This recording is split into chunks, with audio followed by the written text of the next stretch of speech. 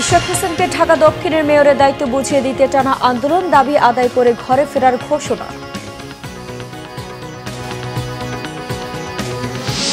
Ukraine যুদ্ধ বন্ধে Trump Putin ফোনালাপ, শিগগিরই মস্কো কিয়েভ আলোচনার আশা।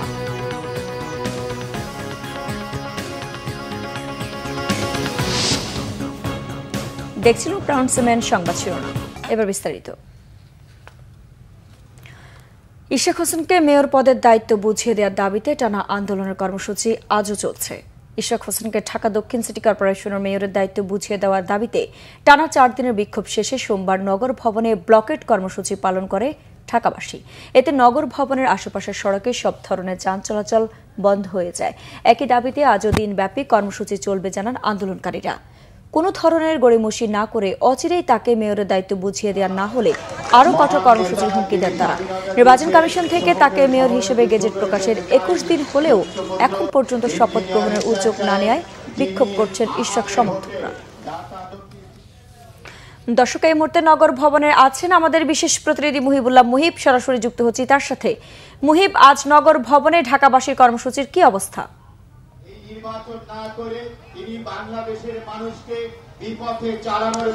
আইরিন, প্রতিদিনের ন্যায় আজকেও সকাল থেকে কিন্তু ঢাকার যে নগর ভবন রয়েছে, ঢাকা দক্ষিণ সিটি কর্পোরেশনের যে প্রধান কার্যালয়, সেখানে কিন্তু পুরান ঢাকার নেতাকর্মীরা, পুরান ঢাকার সর্বস্তরের মানুষ, পুরান ঢাকার যারা ভোটার রয়েছেন তারা কিন্তু এখানে জড়ো হতে শুরু করেছেন।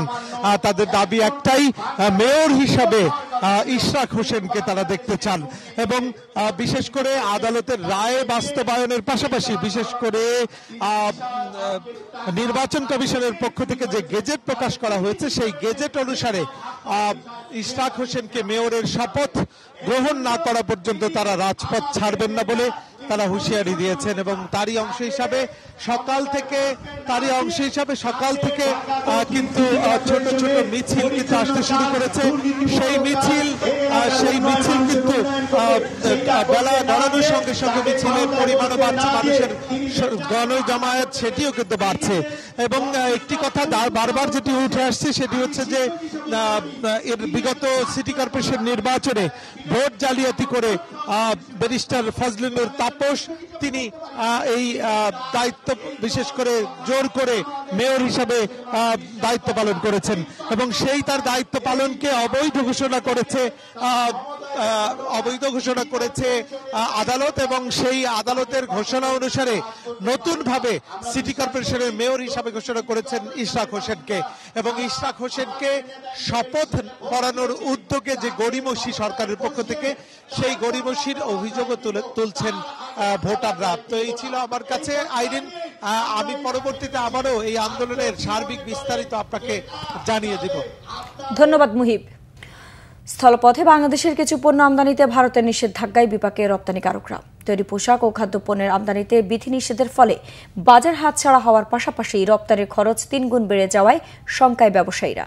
অর্থনীতিবিদরাও বলছেন, বাণিজ্য যুদ্ধের মতো পাল্টাপাল্টি ব্যবস্থা না নিয়ে কূটনৈতিক সমাধান জরুরি। জিয়াউল হক সবুজের রিপোর্ট। ভারতে বাংলাদেশের পণ্য রপ্তানির সহজ পথ স্থলপথ। সময় ও খরচ কম লাগায় এসব পথ দিয়েই পণ্য রপ্তানি করে বাংলাদেশ। দেশটিতে যে পরিমাণ পণ্য যায় তার প্রায় 80% যায় স্থলপথ দিয়ে, কিন্তু সেই সুযোগটি শনিবার হাতছাড়া হয়েছে ভারতের দেয়া নিষেধাজ্ঞায়। তৈরি পোশাক এবং খাদ্যপণ্য সহ বিভিন্ন পণ্যবাহী ট্রাক রবিবার থেকে আটকে আছে দেশের আখাউড়া, বুড়িমারি ও বেনাপোল স্থলবন্দরে। ভারতের এই নিষেধাজ্ঞায় রপ্তানি বাজার হারানোর শঙ্কায় ব্যবসায়ীরা। বড় একটা প্রভাব পড়বে, বিকজ ইন্ডিয়া আমাদের as a single exporting destination হিসাবে লার্জেস্ট। সো এখানে আমরা অনেক প্রোডাক্ট সেল করি। আমাদের যদি টোটাল ফিগার বলতে হয়, we are exporting around $50 million per Anam. So এই ফিগারটা অ্যাকচুয়ালি ক্ষতিগ্রস্ত হবে। এটা যেহেতু রাষ্ট্রীয় বিষয়, আমি রিকোয়েস্ট করব বা আহ্বান করব গভর্নমেন্টের কাছে যেন পারস্পরিক আলাপ আলোচনার ভিত্তিতে, দ্বিপাক্ষিক সমঝোতার ভিত্তিতে যেন এটার একটা সমাধান বের করা হয় আর কি। অর্থনীতিবিদরা বলছেন, আমদানিতে নিষেধাজ্ঞার ফলে বাংলাদেশের পাশাপাশি ক্ষতিগ্রস্ত হবে ভারতও। তাই পাল্টা পদক্ষেপের চিন্তা বাদ দিয়ে কূটনৈতিক সমাধানের পরামর্শ তাদের। আমাদের উচিত ছিল যে আমাদেরকে কোনো টেট ফর ট্যাট মানে পাল্টাপাল্টি কোনো অ্যাকশন না করলেই আমাদের we would have been better of.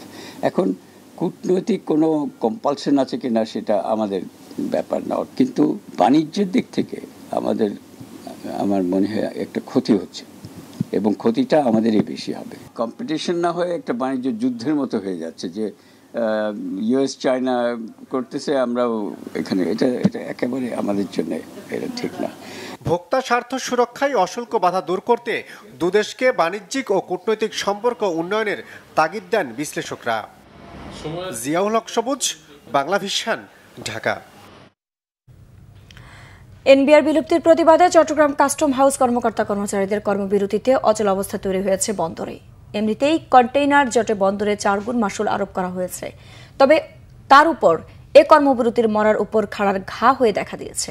এতে দেশে বিদেশে ভাবমূর্তি ক্ষুণ্ণ হওয়া ছাড়াও দৈনিক লোকসান হচ্ছে 200 কোটি টাকার বেশি রাজস্ব। চট্টগ্রাম থেকে নাসিরউদ্দিন তথ্য, ছবিতে ডেস্ক রিপোর্ট। দেশের 85% আমদানি রপ্তানি বাণিজ্য সম্পন্ন হয় চট্টগ্রাম বন্দর দিয়ে।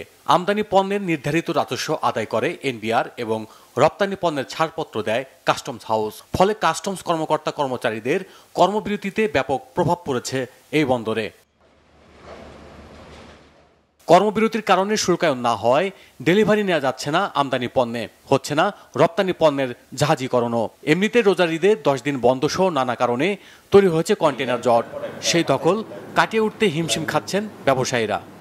ডেলিভারি তো বন্ধই, কাজ বন্ধ। মাশুল সহ যদি আপনার পণ্য ডেলিভারি পরে নিতে হয় তাহলে আমাদের আমদানিকারক বলেন, যারা ভোক্তা আছেন, আমদানিকারক তার মালের যখন কস্টিং পড়বে সেটা সে বিক্রি করার সময় সে পণ্যের উপর সেটা কস্ট করবে।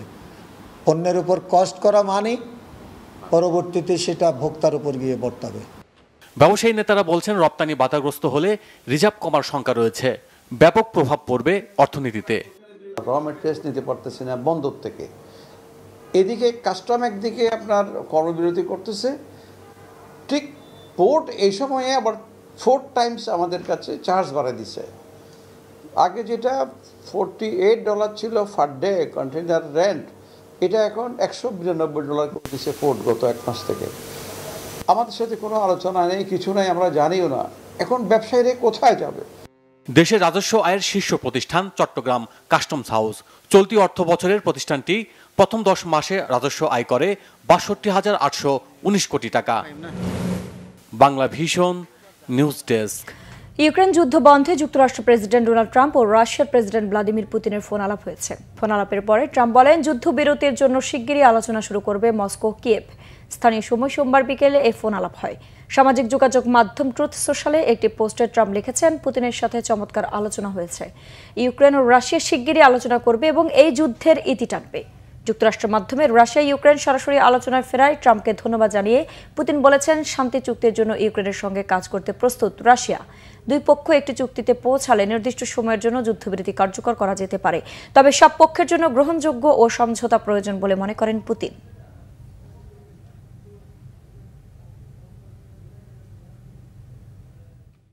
দর্শক, ছিল এখনকার মতো। পরের সংবাদ সকাল 11টায়। এছাড়া বাংলা ভিশন সংবাদ ও সংবাদ সংশ্লিষ্ট অনুষ্ঠান দেখতে ভিজিট করুন www.bvnews24.com ও facebook.com/banglavisionnews এবং সাবস্ক্রাইব করুন youtube.com/banglavisionnews। ধন্যবাদ।